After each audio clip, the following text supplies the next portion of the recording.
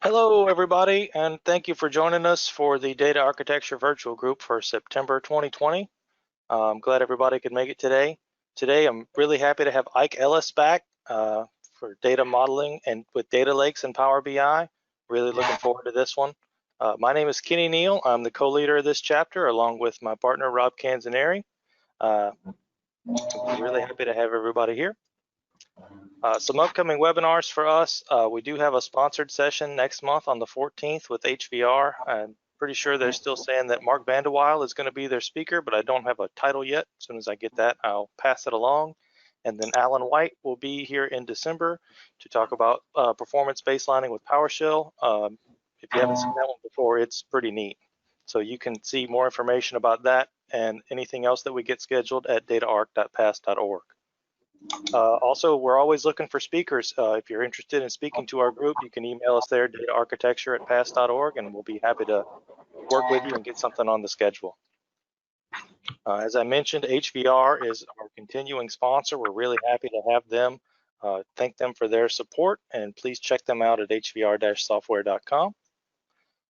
Pass Pro is live. If you haven't heard of that, it's a new paid offering from Pass that gets you some discounts and some exclusive training opportunities. Check out that URL down there to learn more information. Virtual Summit is coming up pretty soon with a new wit and diversity keynotes. Use the link there to sign up. Look forward to seeing everybody there. I know I'm going to be signed up and all ready to go. Speaking of, the first 1,500 registrants for Virtual Summit 2020 are going to get a free Bob Ward ebook. Really nice, and really glad that's something they were able to do. You can still submit a nomination for the Outstanding Volunteer Award. And here are some upcoming virtual group meetings for the other virtual groups coming up later in September. And some upcoming virtual SQL Saturdays for the next few weeks. And check out the other virtual groups. And that is all I've got. So without further ado, I'm going to pass it over to Ike.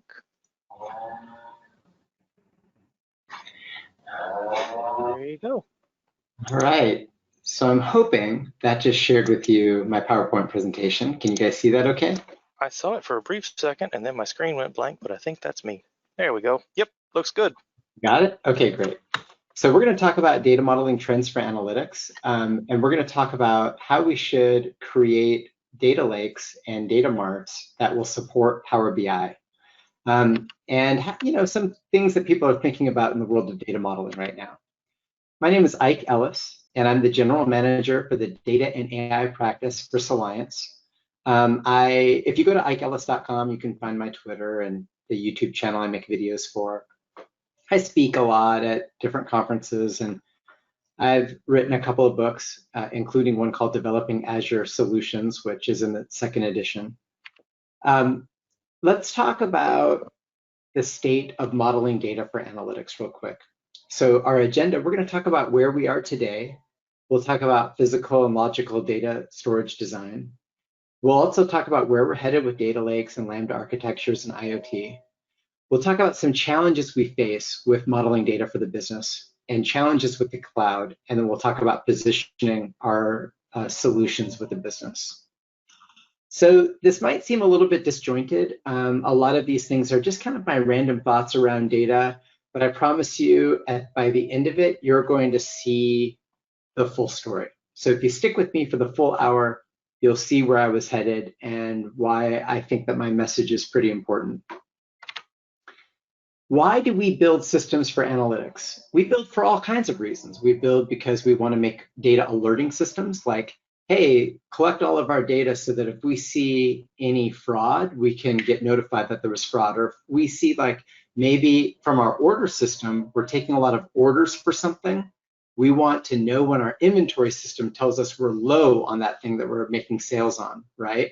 To do that would require us to gather all that data into one place so that we can do reporting and analytics on it so that we can detect when we have something seriously wrong with our business, right? So we're trying to alert for things like that. We do it because we're trying to report to Wall Street or to auditors or compliance officers. We're trying to say, hey, we know the state of our full business, and we have one place where you can look at the state also. We do it for decision support so that leaders can take a look at the way the business is functioning, determine if it's healthy, and determine what changes need to be made and how. We do it for tactical reporting, like if I am running a sales floor and I want to know who my best sales guy is, or things like that. If I'm running a bank, I want to know who my best loan officers are, right? We do it as a platform for machine learning.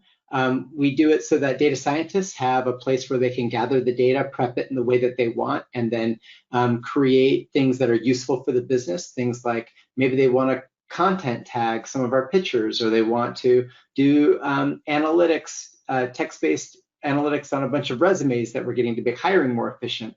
Things like that that might require some data analysis and machine learning.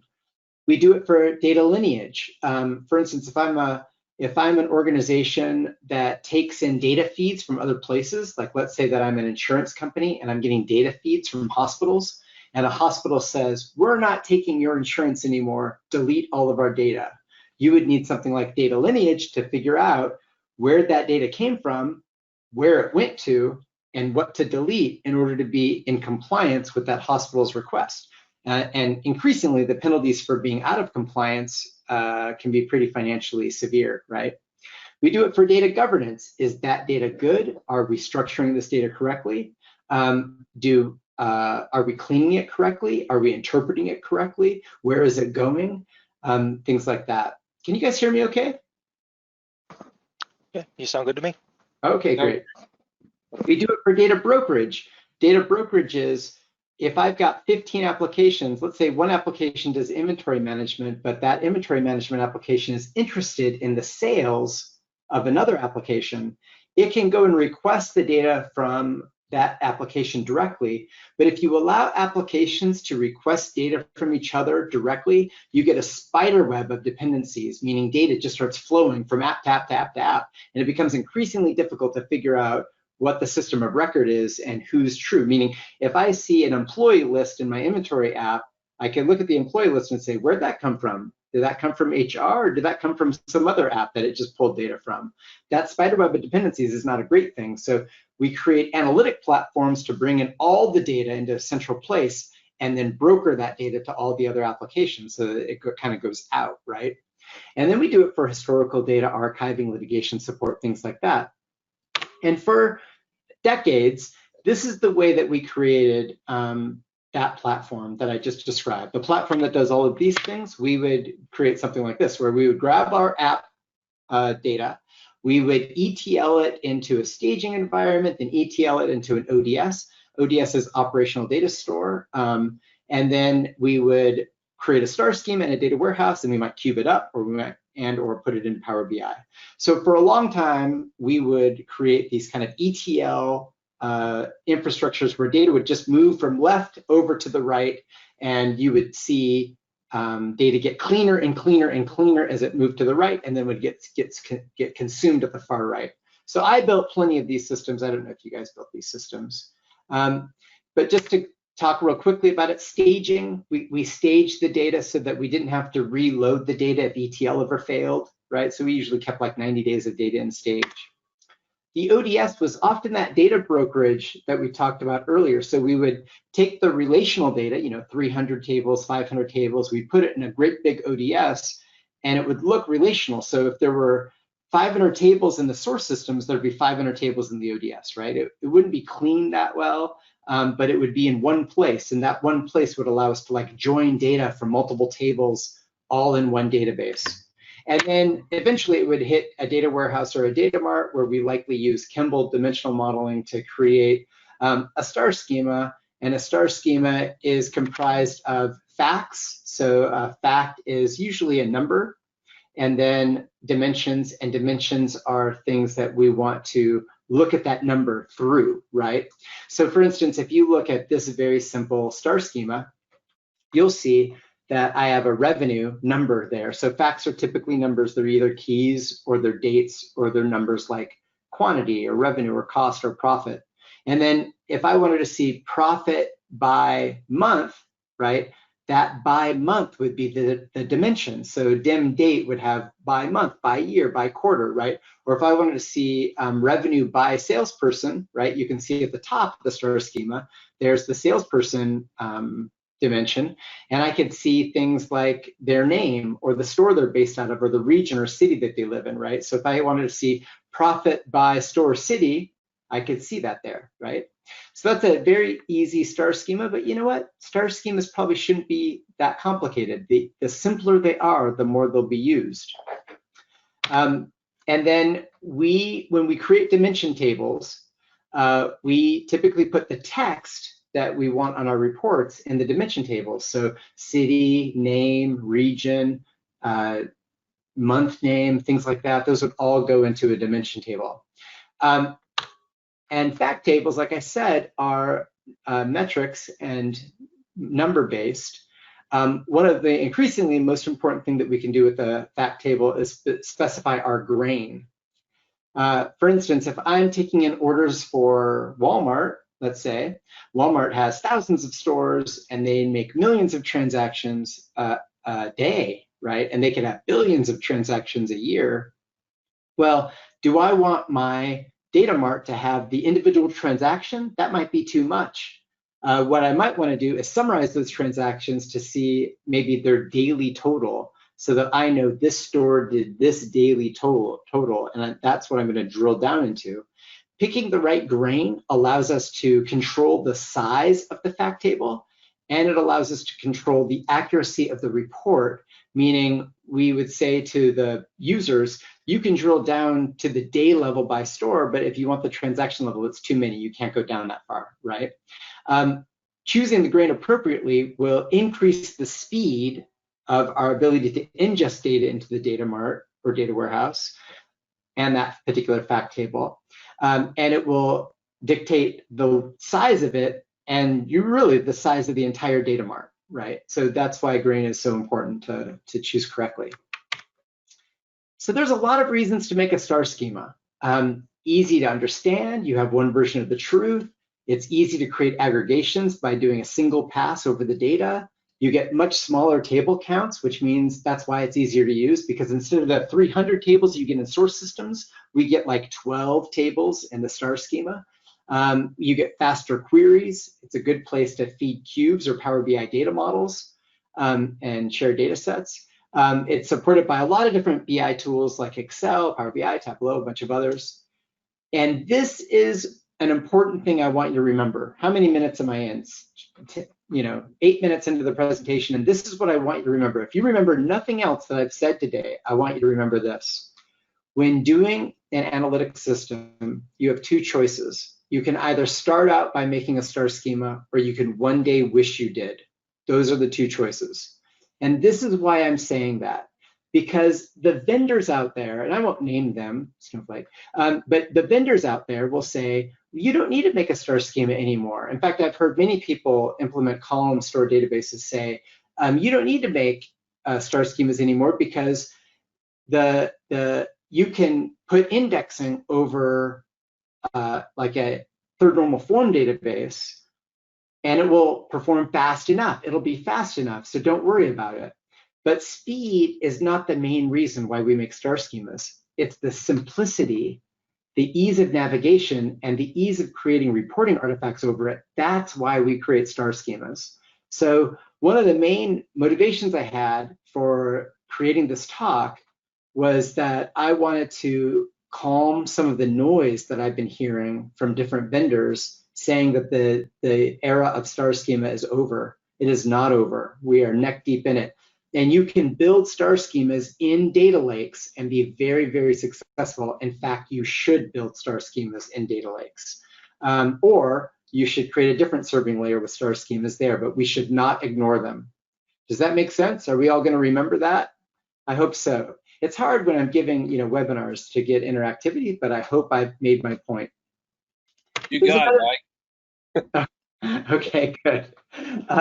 So you can also create Snowflake schemas, although I think you're just fooling yourself. Let's stick to star schemas. We can simplify your problem to a star schema, even at the cost of data repetition. In fact, data lakes make that cheaper to make large star schemas. And we have fewer excuses to go to a snowflake schema where dimensions relate to other dimensions, which we're trying to avoid. It's okay to duplicate data in data lake. It's cheap and fast, okay? So we can duplicate data. So going back to this enterprise data architecture, which I built and you built, and a lot of us probably have right now, and probably a lot of us are supporting right now, there are a lot of weaknesses with this, and I just want to cover one main weakness. If we have this system and we asked to add a single column, meaning a source system had one column that it wanted to bring all the way through to a Power BI report, and we were using something like this, we would have to add that column 1, 2, 3, 4, 5, 6, 7, 8, 9 places in order to get that column all the way through the artifact, the reporting artifact. And that is not fun. And it takes a long time, and ETL is increasingly fragile. And so when we would change it, things would break. And so we were reluctant to change it, particularly 9 different changes for one column. And so I don't know if I adequately described the pain that sometimes you felt in supporting a system like this, but I have seen many of you at consulting engagements say, you know what, we don't need all of that. I'm just going to go direct to the source, bring the source into Power BI, and then build my data set in Power BI and ignore building an enterprise data architecture. I've seen this happen at several customers. I'm not saying you do it, but I've definitely seen it happen. And I understand it, by the way. I understand why you're doing it. You're doing it because this pain was too severe and you're trying to avoid that pain. But what happens when you do this is you end up creating a whole bunch of data sets with spread out business logic, and you bring a whole bunch of tables into Power BI, and those tables are super slow, and you're repeatedly cleaning the exact same data over and over again. And by the way, I've seen some of these data models, and they aren't pretty. Lots of tables, hard to use, hard to build reports off of. So we would like to avoid that knee-jerk reaction of avoiding an enterprise data architecture if we could. Here's another weakness. SQL Server, and by the way, I'm a strong SQL Server advocate. I've used SQL Server in a lot of places. I think SQL is a great product, but it was overused in data, severely overused. It's not a great place for staging an ODS specifically. One of the reasons why it's not great is SQL Server writes data multiple times on an insert. It writes data for the log, it writes data to the MDF, and it writes data to maintain indexing.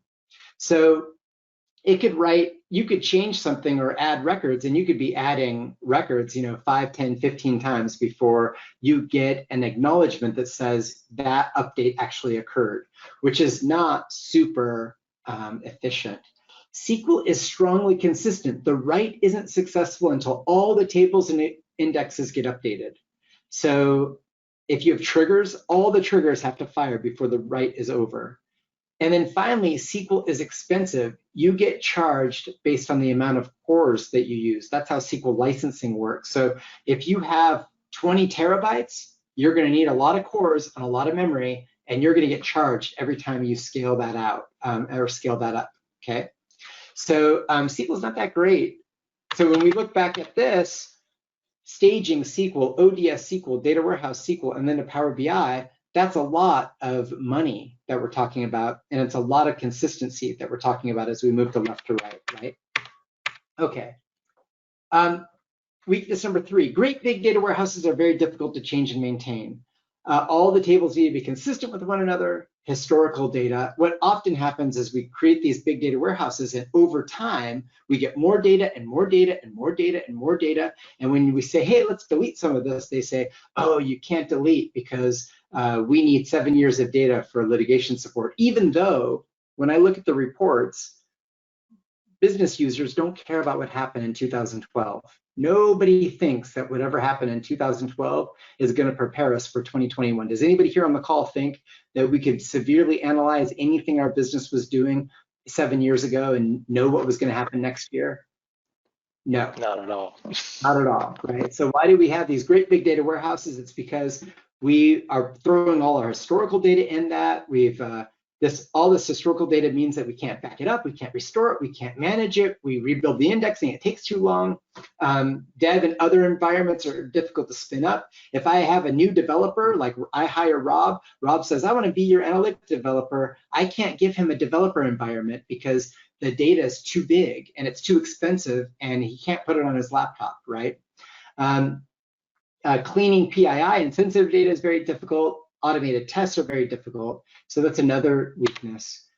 It's very difficult to move large analytic systems up to the cloud. So if you're being mandated or asked to move a giant data warehouse up to the cloud, it can be really expensive. The cloud makes you pay for four things. Every time you spend $1 with the cloud, you are buying one of four things: CPU, memory, network, and disk. Of those four things, CPU is the most expensive. So if you have a great big data warehouse in a SQL server, your queries are anchored to the CPU, and you're going to spend a lot of money on CPU when you run queries. So the cloud is going to punish you for a great big data warehouse. You want to avoid that. You would much rather have a lot of small things than one great big thing.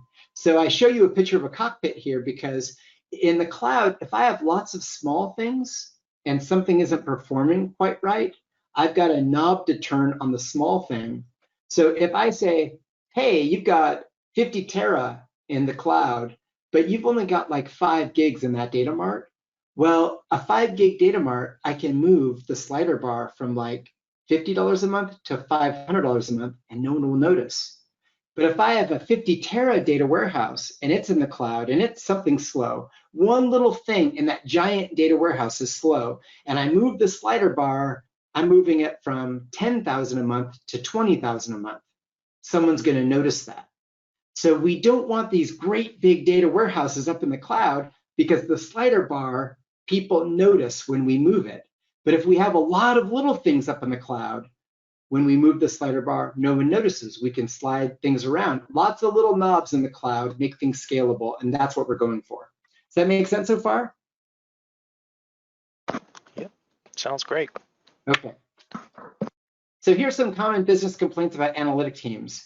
They don't change as quickly as we'd like. They said they'd work for all departments, but it seems like they only work for finance and sales. The data is unreliable. Every time I ask for something new, it takes 6 weeks, and by then the opportunity is past.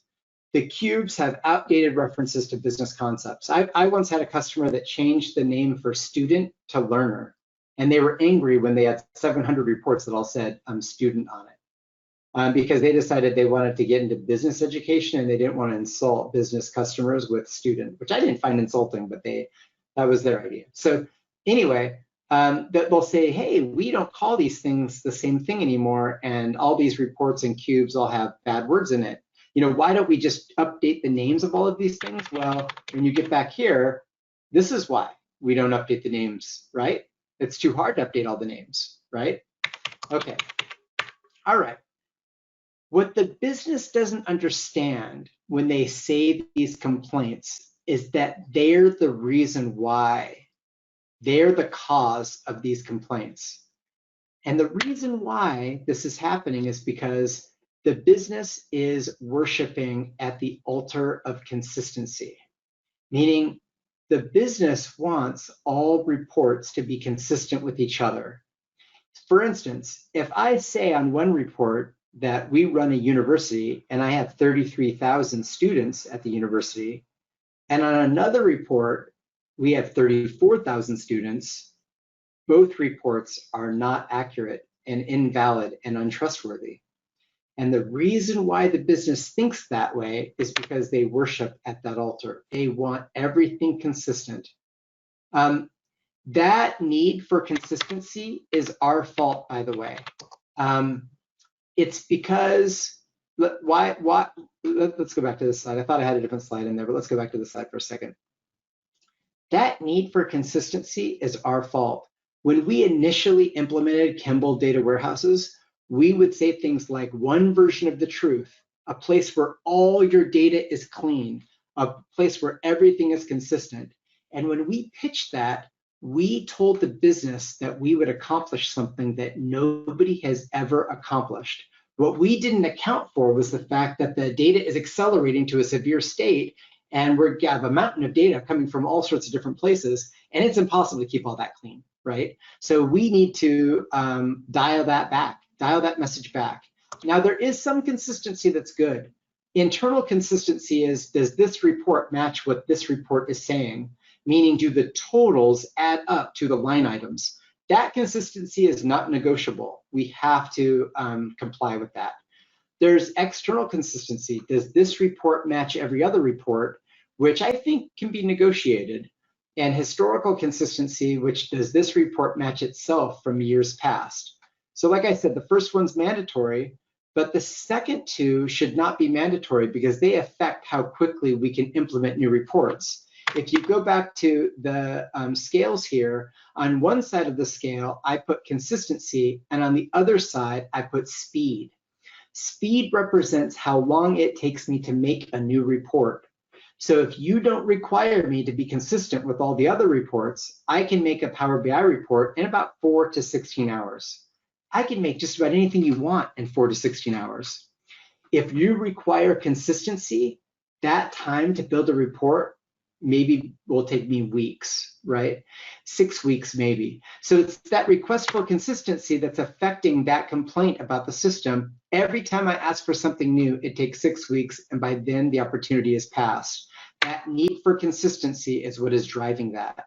And that is because we created these great, big, huge data warehouses that we can't change, and that every time we add to it, we're out of whack with the rest of the reports, right? Okay. I call this the boat ownership of reporting. I've owned several boats because I'm a slow learner. I don't know why I buy them. I should never buy another boat again. Just rent them. But you know, they always say the happiest day of a boat owner's life is the day he buys the boat, and the second happiest is the day he sells it, right? So boats need to be maintained. Anybody who's ever owned a boat will tell you that things break on them all the time. And if we have 700 highly consistent reports, we are going to break a lot of things on our boat, and we're going to need to repair a lot of things. So the best thing that we can do is sell them, get rid of them, delete them, okay? So I'm giving you a lot of complaints, but trust me, I'm going somewhere with this, okay? I promise you I'm going somewhere. We're going to talk more about that topic that I just talked about in just 1 second. So another problem with the formal EDAs that we used to make is that we overloaded them for everything. So we used this system for alerting, for reporting, for data lineage, for data governance. We just overloaded it with everything. And there was another problem with this, and that is that data movement took too long. When people started talking about real-time data analysis, if we tried to make this real-time, no dice. There's no way that I can make some data flow from the source all the way to a Power BI data set or data model any faster than what, every 20 minutes or so? Doesn't feel like real time, right? The business thinks that real time is measured in seconds, not measured in 20 minutes or an hour or 5 hours or 8 hours, right? So they didn't want it. We tried to make this as fast as we possibly could, and it was never fast enough for the business, is my point. Okay, so all that, and let's talk about a traditional data lake. So a data lake, the term was coined by James Dixon from Pentaho in 2010. And I'm going to paraphrase his quote, but basically what he said was, if you think of a data warehouse as a clean, purified bottle of water, a data lake is a place where data lands that is not clean or really fit for consumption, but is still usable for some things. So he was advocating that we collect all of this data into one place, and then from there, we ETL that data into data marts, and likely those data marts would be relational. So that would mean that we would land the data into the data lake using either batch or ETL processes from the original apps that we had, right? Sometimes we stream the data in from like IoT devices or other sources. We throw it into the data lake, and then from there, we hydrate a lot of different data marts that are used for reporting, analytics, data science, and things like that. So this type of data lake was typically called the capture layer, pipelining it into the data lake. The storage layer is the data lake itself. The data lake storage is not relational. It is file-based. I'll talk about that in just 1 second, okay? And then we deliver that using relational data marts into Power BI or Tableau using star schemas. That's what we were doing. So capture, store, and deliver were the 3 stages of a data lake. Now, even though this cylinder in the data lake looks relational, it really is not. It's typically file-based. And I spend a lot of time telling relational DBAs to not be afraid of files. When we used to think about files, we used to think about CSVs. And CSV, or XML, even worse, right? And those files were brittle, they're fragile, they were slow, they were hard to maintain data integrity. But I'm here to tell you that files are fast. We are not using CSVs when we talk about files. Files are flexible. New data and new columns can be added to it quickly without changing the old data. Files will write data only once through a data structure. Files can be indexed. Files are stored cheaply. So I'm advocating something that the industry has been advocating for a decade, which is don't store your data in relational databases if you can avoid it. And a great place to avoid relational databases are in the staging section and the ODS section of that pipeline that we talked about earlier. If we remove SQL Server from the ODS and instead we use files, it will be fast, it'll be cheap, it'll be easier to maintain, it can have high integrity, and we can even store data that's not really well structured, like PDF resumes or images or things like that can go in the data lake too.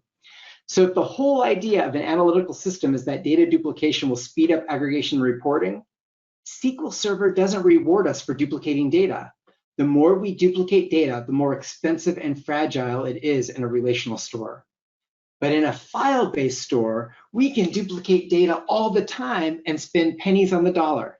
Nobody will notice if we take 10 tera, duplicate it, put it over, and spend like $100 a month doing that? No one's going to notice that. But if you take 10 tera on a SQL database and you duplicate it for whatever reason, they're going to notice that money, that bill will get, somebody was going to pay attention to that bill, right? So files allow us to do what analytic systems were intended to do, and that is duplicate data more frequently. Now, if we're not going to use CSVs or XML or JSON files, what files are we going to use? The answer is typically and increasingly Parquet files. So with SQL Server, you know how in SQL Server, we use column store indexing, and column store indexing allowed us to compress, and it shredded the row store into columns so that we could do single pass analytics over it much faster.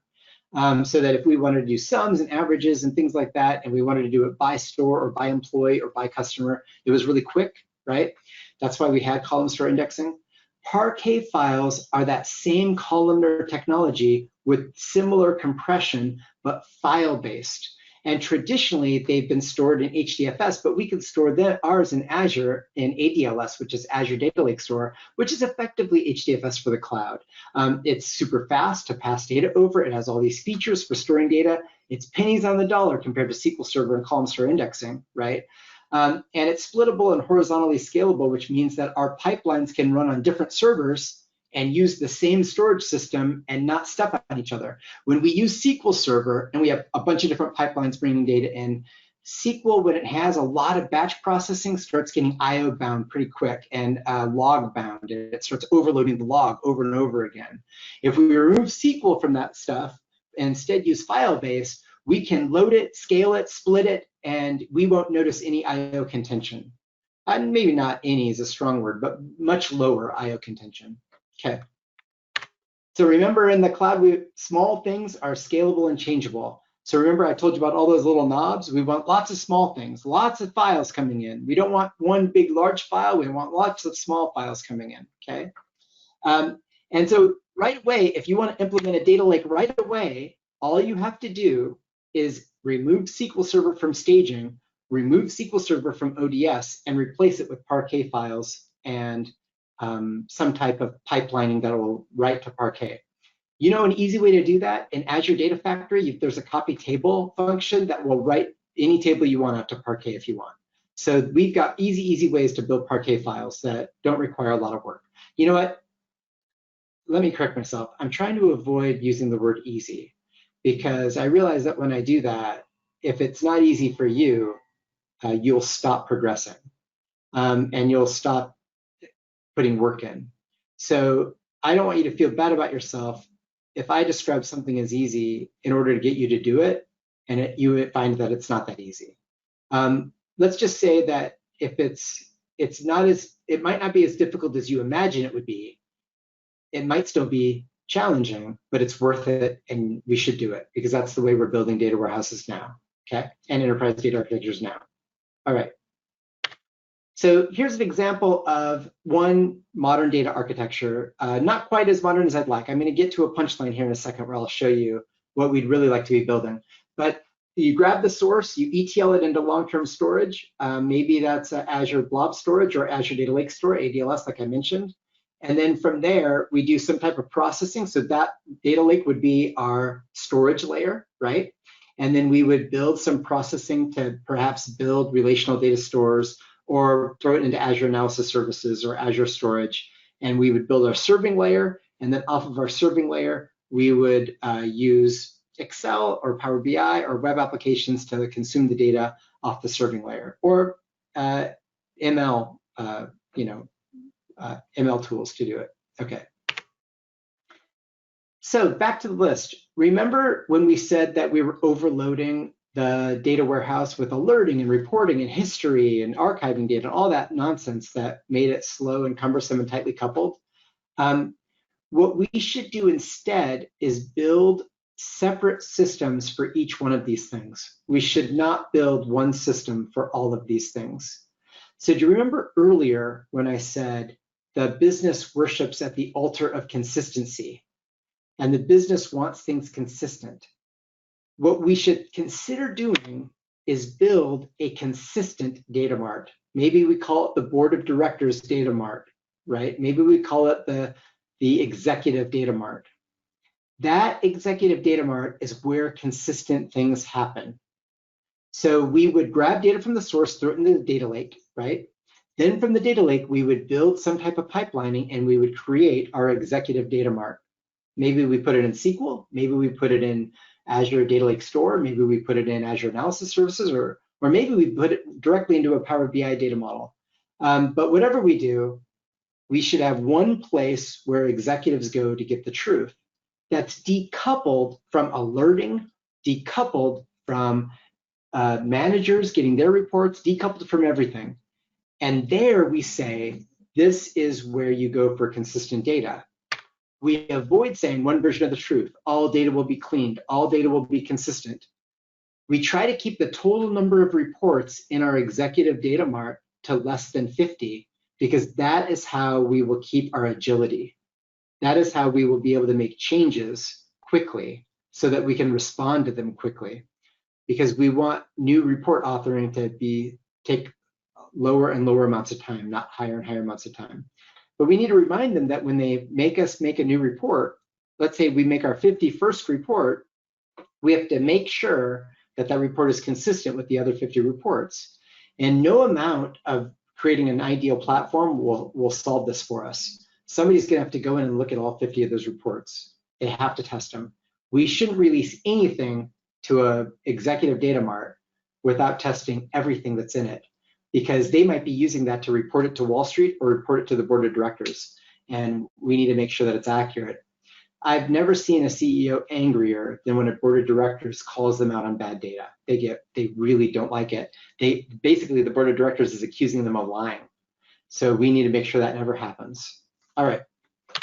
So sometimes what we do is we create a logo, like this is the Ford Motor Company consistent report, right? We create a logo. If you see that logo on a report, that tells you you're getting it out of the consistent report.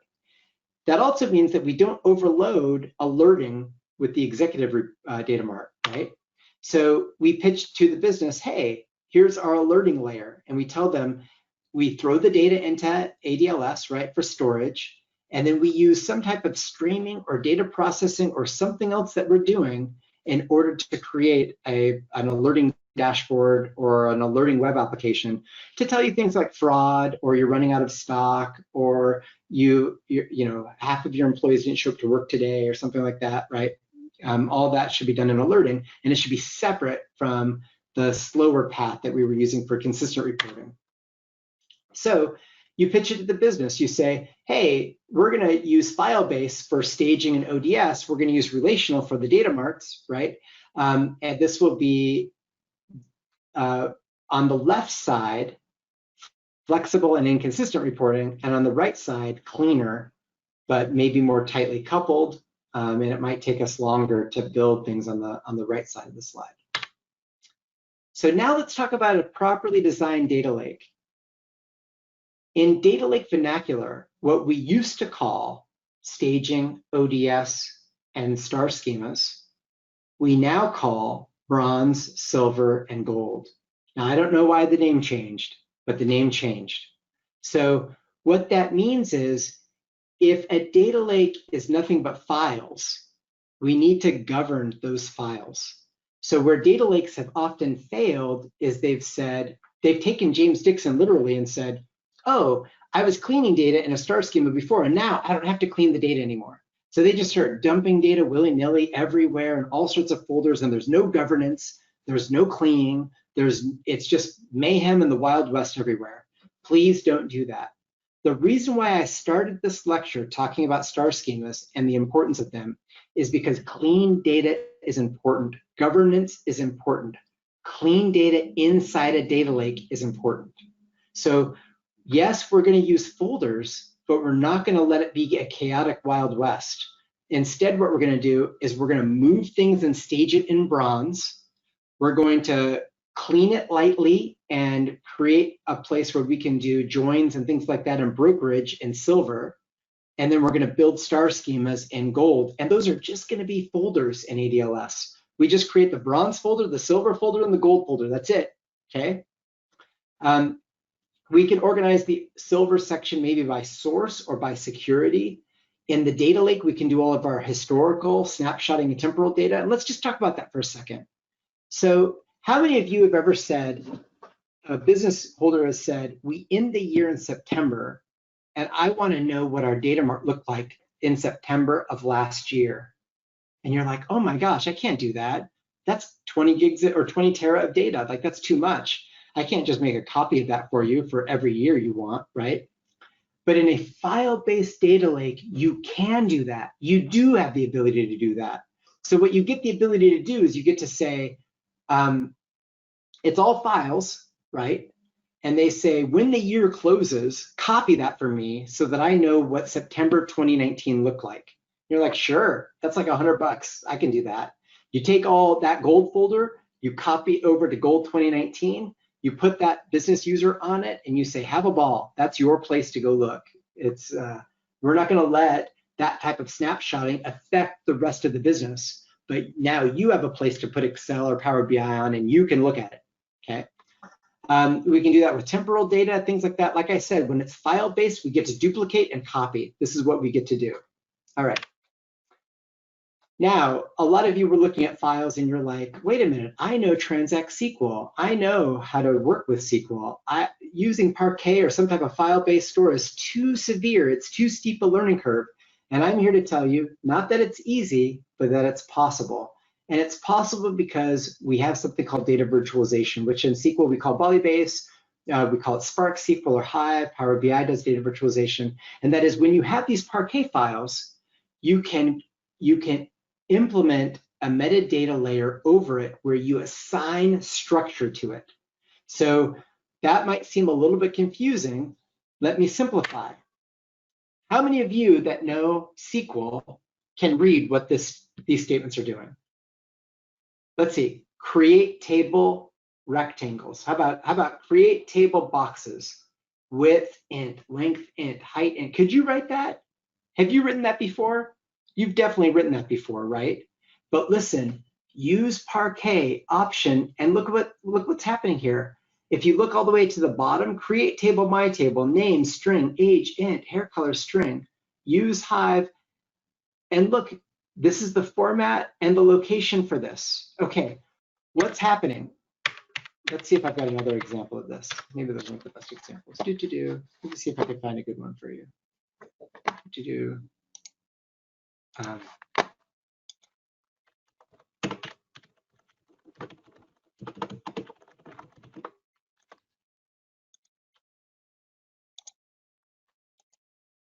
Okay, this is a good one. Okay, do you see this? Create database, create table. This is Polybase. Create table employees, right? And what they do in Polybase, and it just cuts it off at the end. Let's see if I can find a better example. They specify the file at the end of the create table statement. So this is not that great. I'm not seeing a really good example. Here's another one. Create table, schema, and then here's the location. And the location is just an Azure Blob Storage container. Okay, so what's the point of this?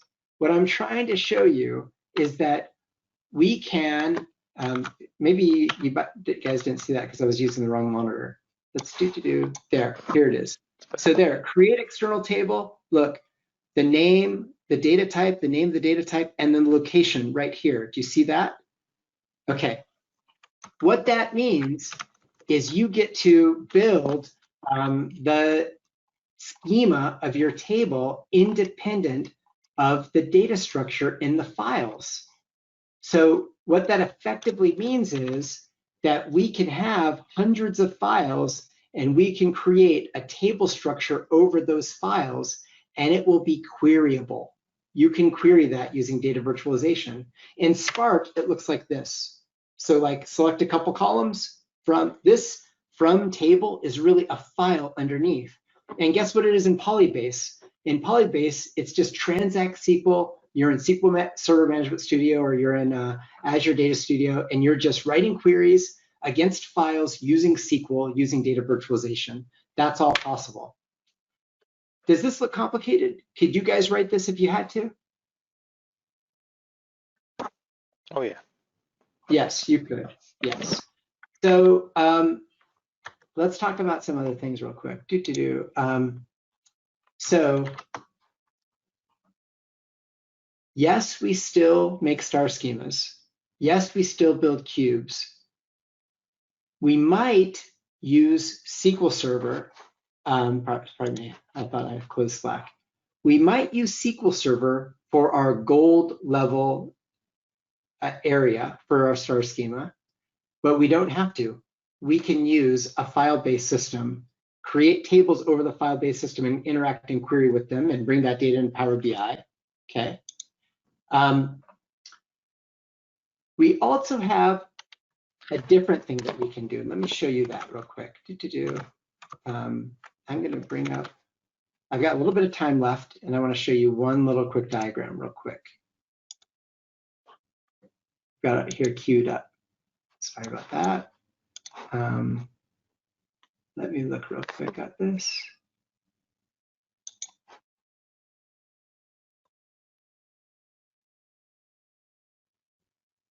Where did I put it? Sorry about this. I know this is boring, but I had something saved for you guys. You know what I'm going to have to do is I'm just going to draw it on the fly real quick. So let me use PowerPoint and draw it.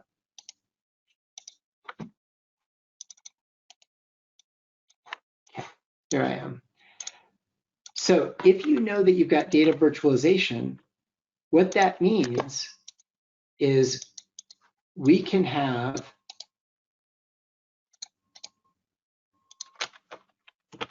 Azure Synapse here. Have you guys heard of Azure Synapse? And we can use data virtualization there.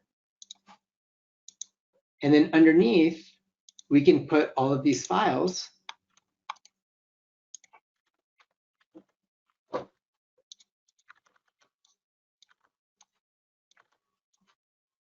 And then in addition to that, we can have SQL-based data marts. So this is a data mart.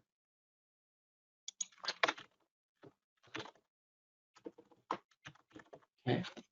And down here, let's just say this is our gold files, right? So remember we talked about having gold, which was the star schema, silver, which was the ODS, and bronze, which was the raw data, right? That was landing and staging, right?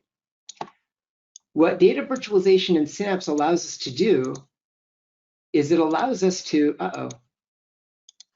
query that query that, and query this, all with, here's the punchline.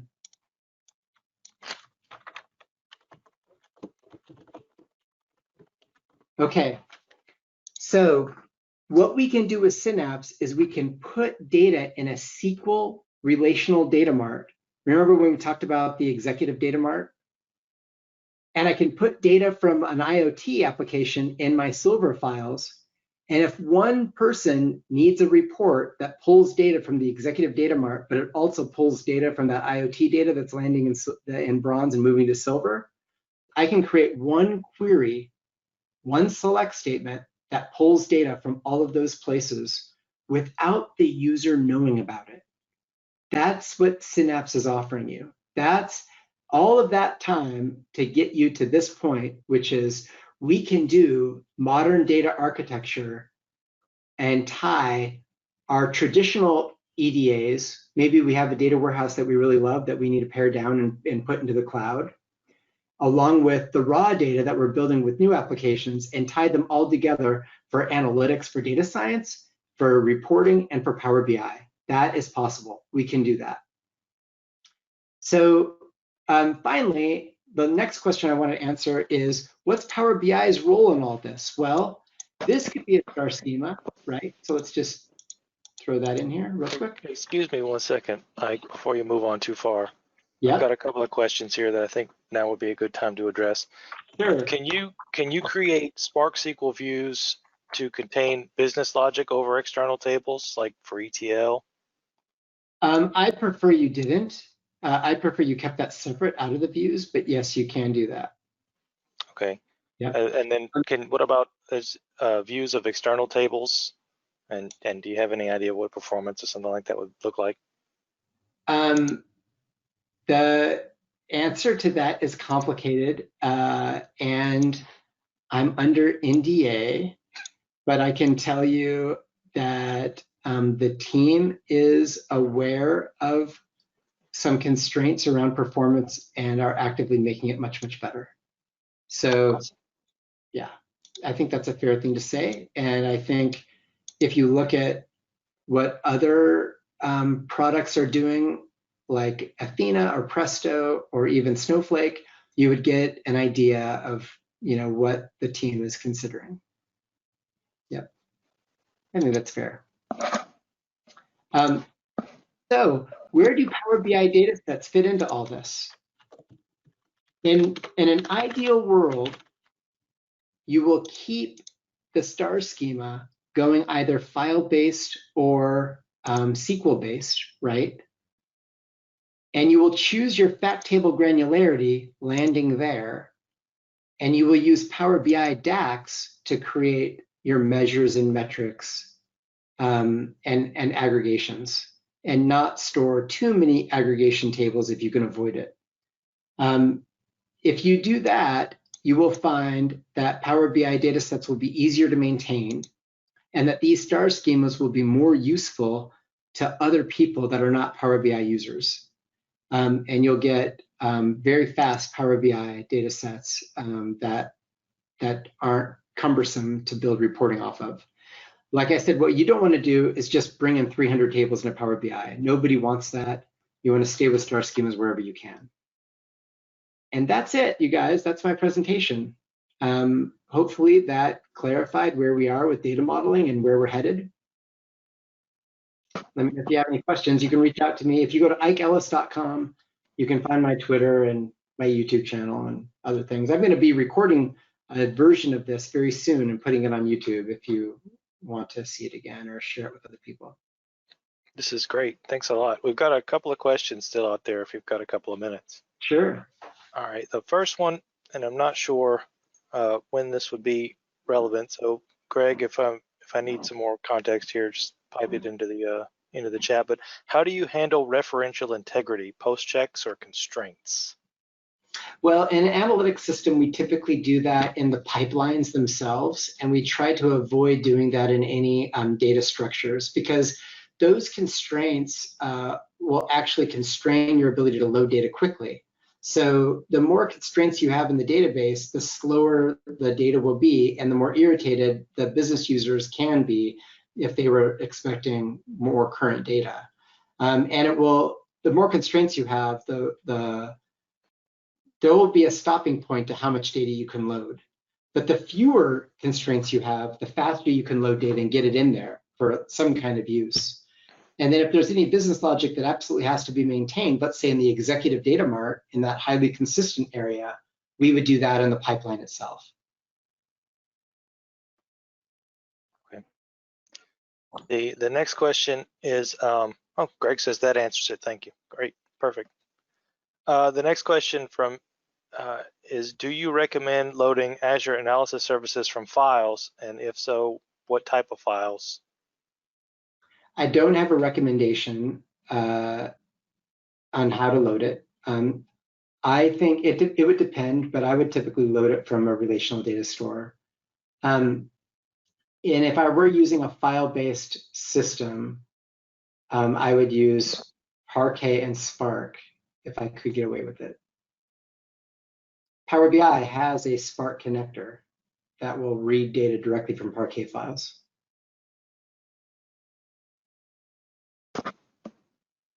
That's awesome. I don't see any more questions. We've got a couple more minutes. If anybody has any more questions, go ahead and throw them out there. I know I spoke fast. I had an hour, so I wanted to get everything I wanted to say out in the time I had. Here we go. Can you recommend good resources, websites, books, or otherwise that covers all this step by step? That's a good question, and that's kind of why I was giving this presentation, because I went on Pluralsight and I didn't see anything. You know who I saw in the audience? I just was glancing at the audience list to see who showed up, and Melissa Coates was here. I think she left the session already, but she speaks on this topic frequently. In fact, some of the images that I've used in the past, I've used based on Melissa's work. So you might take a look at her sessions. She talks about it a lot. She's got one session where she goes in detail about Lambda architectures. I described a Lambda to you without telling you that's what it was. But when you separate alerting from batch processing, that's a Lambda architecture. So you can look at that. That's excellent. Thank you very much. The next question is this being recorded? Yes, it is being recorded, and I'll probably get it posted to the Data Architecture Group's YouTube page or the PATS YouTube page either this evening or first thing tomorrow morning. Actually, can we edit it before you post it? I got one. Sure. All right, thanks. Yeah, no problem. Just let me know. Cool. And I think that's it. I thank you very much. This was great. I really, really appreciate it. This is wonderful. Yeah, thank you. Thanks for having me. Thank you. All right, thanks, guys. All right. Well, thanks a lot. Thanks everybody for joining us, and we will talk to you next month. And yeah, we'll get this edited and uploaded to YouTube as soon as possible, and I'll send out an email to let everybody know. Thanks again. Thanks, guys.